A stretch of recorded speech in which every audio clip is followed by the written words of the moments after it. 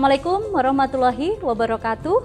Waalaikumsalam warahmatullahi wabarakatuh. Bagaimana kabar Anda semuanya? Baik, sebelum kita memulai kegiatan pada pagi hari ini, saya persilahkan teman-teman untuk berdoa terlebih dahulu. Berdoa, saya persilahkan. Allahumma sholli ala nuril anwar wasilil asrar. Baik, teman-teman, sebelum kita mulai, saya cek kehadirannya terlebih dahulu ya. Melvi Febrianti, Nur Safiqo, Farid Ramadan.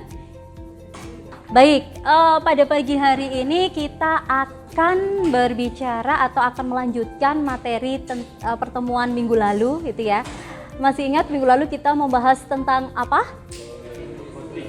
Tentang sosiolinguistik. Sosiolinguistik itu merupakan bidang keilmuan interdisipliner antara apa? Bahasa dan sosial, atau kalau kita kaitkan dengan bidang keilmuan secara khusus, bidang keilmuan bahasa itu tentang apa? Bahasa tentang linguistik. Kalau sosial biasanya bidang keilmuannya apa? Bidang keilmuannya sosiologi. Jadi kemarin kita sudah membahas bahwa di dalam bidang keilmuan bahasa itu tidak berdiri sendiri, tapi menjadi sebuah bidang keilmuan interdisipliner gitu ya.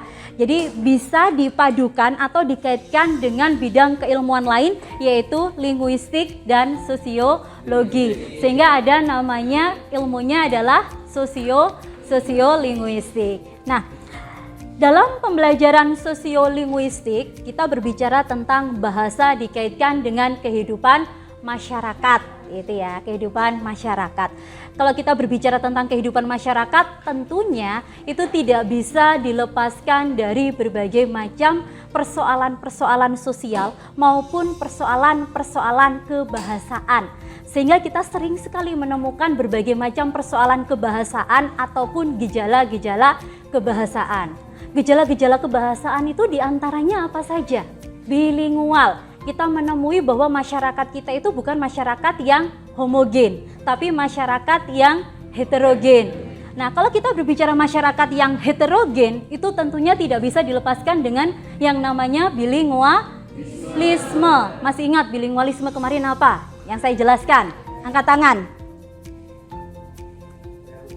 Ya, silakan, Mas. Bilingualisme adalah kemampuan seseorang untuk menggunakan dua bahasa atau lebih. Kemampuan seseorang dalam menggunakan lebih dari satu bahasa. Menggunakan atau dikaitkan dengan kemampuan untuk menggunakan. Kemampuan. Oke, ada yang ingin menambahkan? Silakan. Oleh saya betul. Kemudian bilingualis itu adalah kompetensi atau kemampuan dalam penggunaan lebih dari satu bahasa. Oke, bagus. Jadi kita kalau berbicara tentang bilingualisme itu kaitannya dengan penggunaan lebih dari satu bahasa. Di Indonesia ini kita tahu bahwa kita terdiri dari berbagai macam etnis gitu ya. Tentunya masing-masing memiliki bahasa daerah. Nah, rata-rata masing-masing pengguna bahasa itu memiliki bahasa pertama atau kita sebut dengan bahasa ibu, ada juga bahasa kedua. Nah, bahasa pertamanya itu biasanya adalah bahasa daerah. Nah, itu yang dikuasai sejak anak-anak mulai memperoleh bahasanya atau mengenal bahasanya atau mulai belajar berbicara, misalnya seperti itu. Kemudian ketika mereka sudah memasuki jenjang sekolah atau kaitannya dengan pembelajaran yang bersifat formal, mereka mulai diajari bahasa keduanya. Biasanya bahasa keduanya itu adalah bahasa Indonesia atau bahasa-bahasa asing gitu ya. Nah, karena pemerolehan bahasa pertamanya itu misalnya bahasa daerah, kemudian di sekolah mereka dikenalkan dengan bahasa Indonesia, kemudian dikenalkan dengan bahasa asing, misalnya bahasa Inggris atau bahasa-bahasa lainnya, secara otomatis mereka akan menguasai lebih dari satu bahasa. Nah, kalau kita lihat paling tidak mereka minimal itu menguasai dua bahasa, yaitu bahasa daerah dan bahasa Indonesia. Itu sebagai contoh sederhana. Belum lagi nanti pada tingkatan atau jenjang yang lebih tinggi mereka akan menguasai misalnya bahasa Inggris. Mungkin juga mereka belajar bahasa Mandarin atau bahasa-bahasa yang lainnya. Nah, dari sinilah nantinya masing-masing pengguna bahasa itu, terutama orang Indonesia atau masyarakat Indonesia, akan menjadi masyarakat yang bilingual. Dan mereka akan, kalau mereka sudah menguasai keempat-empatnya ini dengan baik, maka dikatakan mereka memiliki bilingualitas yang baik. Itu setidaknya yang sudah pernah kita bahas sebelumnya. Baik, terkait dengan adanya bilingualisme, kemudian ada juga bilingualitas. Tadi saya sampaikan seperti itu, ada dua topik itu. Mungkin dari teman-teman ada yang ingin ditanyakan? Silahkan. Saya Bu. Silahkan Mbak. Tadi terkait bilingualisme itu adalah penggunaan lebih dari satu bahasa ya Bu. Kemudian bilingualisme kemampuannya. Nah, apakah orang yang bisa dikatakan bilingual tersebut harus sama kompetisi dalam menguasai dua bahasa itu harus sama-sama menguasai, atau yang satunya menguasai satu tidak terlalu menguasai akan dikatakan bilingual? Baik.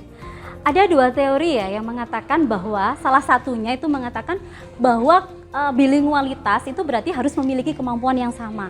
Misalnya bahasa daerah Anda, kemampuan menggunakan bahasa daerah Anda harus sama dengan kemampuan menggunakan bahasa Indonesia. Ada yang berpendapat seperti itu. Misalnya Anda ingin menguasai bahasa lain, misalnya bahasa Inggris. Anda dikatakan memiliki bilingualitas yang baik jika penguasaan masing-masing bahasa itu sama baiknya.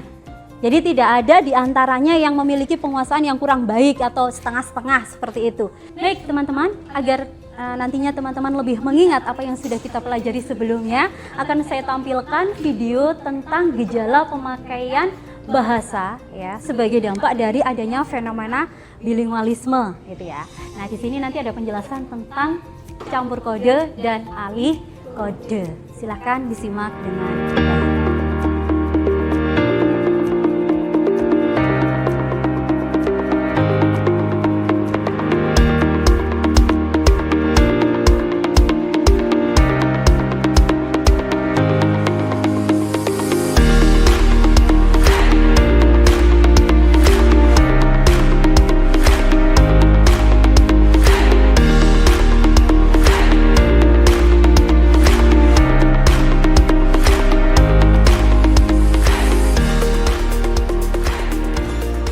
Berdasarkan apa yang sudah Anda simak tadi, bisa disimpulkan bahwa campur kode maupun alih kode itu merupakan sebuah gejala kebahasaan. Baik, kemarin selain saya menyampaikan materi, saya juga memberikan tugas proyek kepada Anda untuk mengamati berbagai macam fenomena atau gejala kebahasaan dikaitkan dengan alih kode dan campur kode gitu ya. Anda boleh memilih subjek manapun gitu ya, atau objek manapun, bisa dari media sosial, kemudian bisa dari podcast, kemudian dari vlog, dari lagu, atau bahkan mengamati percakapan ataupun aktivitas komunikasi yang dilakukan teman Anda, saudara Anda, atau yang ada di lingkungan Anda dalam kehidupan sehari-hari. Dan hasil dari pengamatan tersebut saya minta untuk ditampilkan dalam bentuk video. Sudah selesai tugasnya? Sudah. Maka saya minta Anda untuk mempresentasikan agar nanti tugas itu juga mendapatkan masukan-masukan dari teman-teman yang lain juga. Kita diskusikan terkait dengan itu. Oke teman-teman, di sini kelompok kami yang terdiri dari saya sendiri, Safira dan Ika. Ini di sini kami melakukan mini riset di sebuah lagu. Lagunya itu berjudul Indo Black Magic yang diciptakan oleh Jebung dan Bass Boy. Mereka ini adalah rapper dan penyanyi juga ya. Lagu ini selain mengandung campur kode atau campur bahasa yang terdiri dari 4 bahasa, bahasa Indonesia, bahasa Inggris, bahasa Spanyol, juga bahasa Batak, Indo Black Magic ini juga ingin memperkenalkan budaya Indonesia. Seperti setelah ini bakal ada tayangannya ya, dari cara mereka berpakaian, terus pokoknya kostum-kostum mereka itu memperkenalkan budaya Indonesia. Nah, campur kode ini, kenapa Bass Boy dan Jebung ini melakukan campur kode? Kan banyak ya alasan mereka ingin melakukan campur kode itu seperti apa. Nah, kalau dari lagu ini itu karena eksistensi gitu. Mereka ingin menciptakan lagu yang unik gitu. Seperti itu. Baik teman-teman, berikut analisis campur kode dalam lagu Indo Black Magic oleh Jepung dan Best Boy. Yang pertama, pada bait kulit fair or maybe koko. Termasuk campur kode karena ada pencampuran antara bahasa Indonesia kulit dengan bahasa Inggris fair or maybe koko dalam satu pernyataan. Pada bait kedua, eating nasi we so sweet savory, termasuk campur kode karena terdapat campuran dua bahasa, bahasa Indonesia nasi dan bahasa Inggris eating we so sweet savory. Pada bait keempat, one time menarik, termasuk campur kode karena ada dua campuran bahasa, yaitu wine time, bahasa Inggris, dan menarik diambil dari bahasa Indonesia. Gimana teman-teman dari tayangan tadi? Apa ada yang mau disanggah atau disampaikan?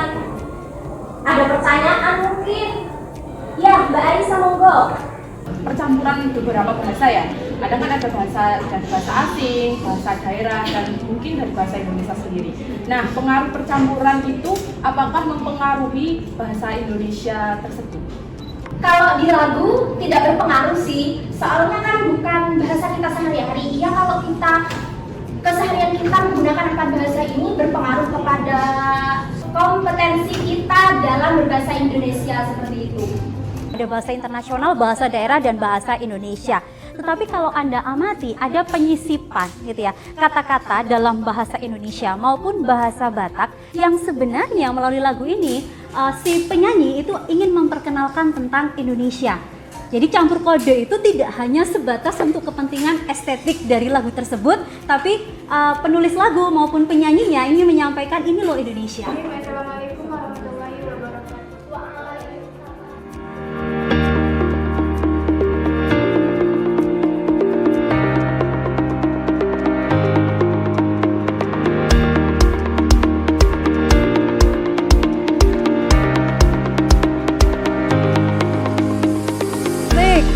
Terima kasih bagi teman-teman yang sudah mempresentasikan hasil kerja yang sangat bagus gitu ya, saya apresiasi meskipun tadi masih banyak catatan-catatan yang perlu diperhatikan. Tapi kreativitas seperti ini harus tetap dijaga. Jadi ketika kita melakukan sebuah pengamatan atau mungkin kita sebut juga riset sederhana atau penelitian sederhana, kita tidak selalu harus menampilkan misalnya dalam bentuk karya ilmiah seperti itu atau panjangnya. Anda bisa membuat kreativitas seperti ini. Tetapi paling penting juga Anda bisa menulis karya ilmiah berdasarkan hasil penelitian seperti ini, juga bisa menampilkan dalam bentuk video-video seperti ini. Terkait dengan campur kode. Nah, di sini ternyata kalau kita kaitkan dengan teori yang saya sampaikan sebelumnya, ternyata Anda juga mendapatkan beberapa temuan yang mungkin tadi kalau kita berbicara faktor yang menyebabkan terjadinya campur kode itu hanya beberapa dan sifatnya sangat formal seperti itu. Tapi di sisi lain kita menemukan banyak hal.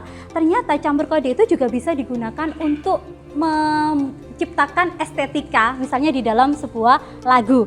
Ternyata juga bisa digunakan untuk menyampaikan atau memberikan informasi tentang kebudayaan ataupun tadi kalau di kelompok pertama tadi dikatakan tentang budaya Indonesia seperti itu. Ternyata bisa bahwa Indonesia itu bahasanya bermacam-macam. Maka diperkenalkanlah tadi salah satunya adalah bahasa Batak seperti itu. Nah, saya rasa cukup untuk pertemuan kali ini. Mungkin nanti untuk pertemuan berikutnya kita akan membahas lebih lanjut terkait dengan gejala bahasa yang lainnya yaitu interferensi dan integrasi. Terima kasih atas perhatian teman-teman semua. Saya cukupkan untuk perkuliahan pada pagi hari ini. Mohon maaf dan terima kasih. Assalamualaikum warahmatullahi wabarakatuh.